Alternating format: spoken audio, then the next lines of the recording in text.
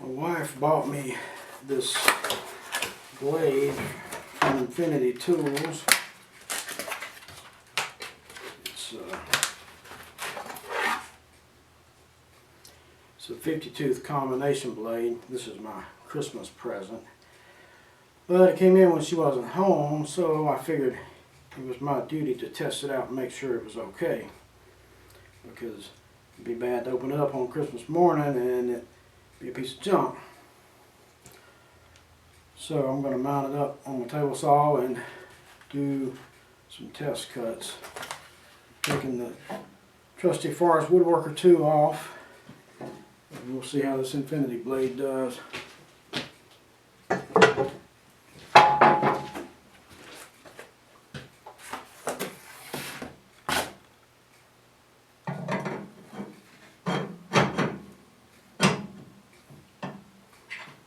Right after she placed the order for this, she found some bad reviews for Infinity, which has us both a little concerned.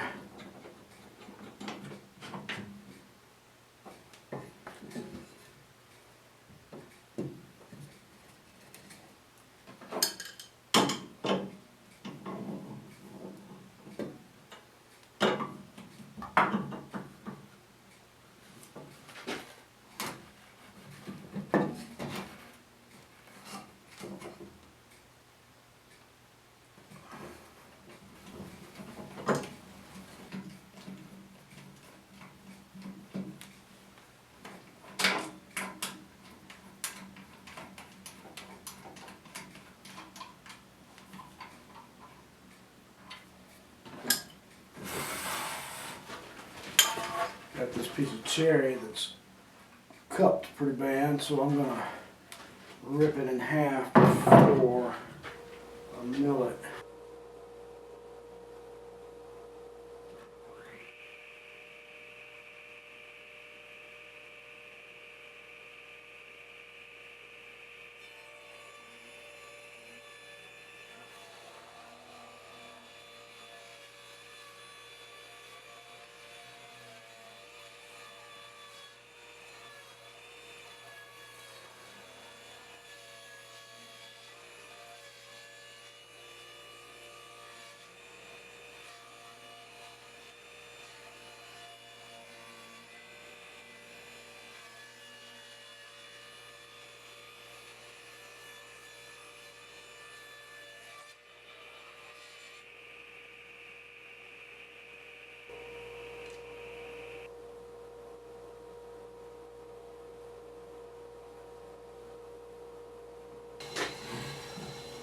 Got a little bit of blade burn on the fence side, but in all fairness, this board is not very straight and it was wiggling around on me while I was making the cut. I think any blade would have done that. For a better test, I need to use a straighter board, probably a shorter board to start with. But the blade seems good and sharp and it cuts smooth, so I'm reasonably happy with that first cut.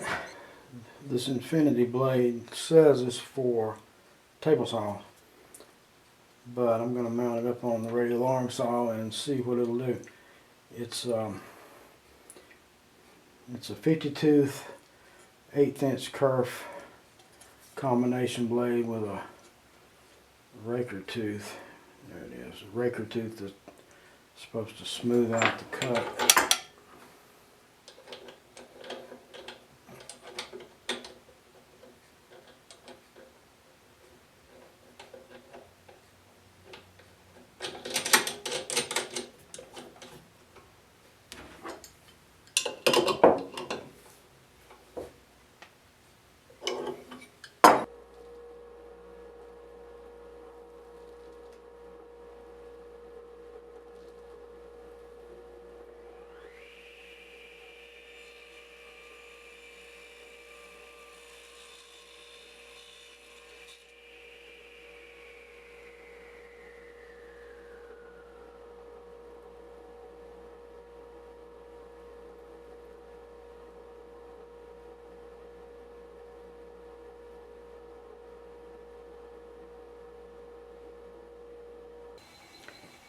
This board is so smooth it could have been sanded. I can't believe the crosscut came out this smooth. I was expecting the rip to be smooth, but this is unbelievable. I'm going to give this rip one more shot.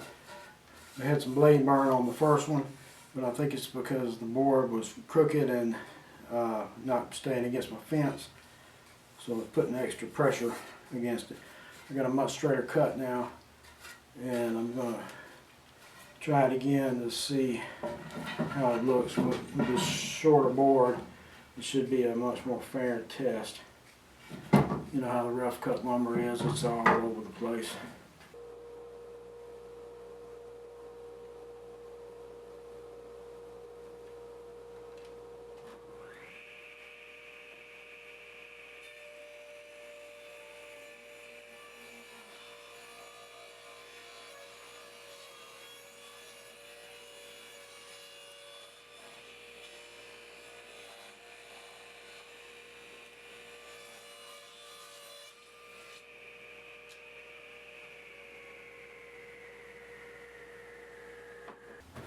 Well, I got some blade burn on the second cut too. Even though the board is straighter, it's not flat and it was wobbling. And I have to attribute that to the board not being milled. So I'll revisit this once I get something that's good and flat and not wobbling.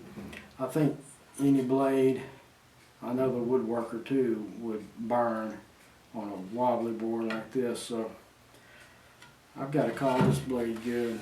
It's nice and smooth, and the only places I was having any issues is where it's wobbling, so I think it's well worth the money. It's going to be a good backup blade while I send the woodworker 2 off to be sharpened.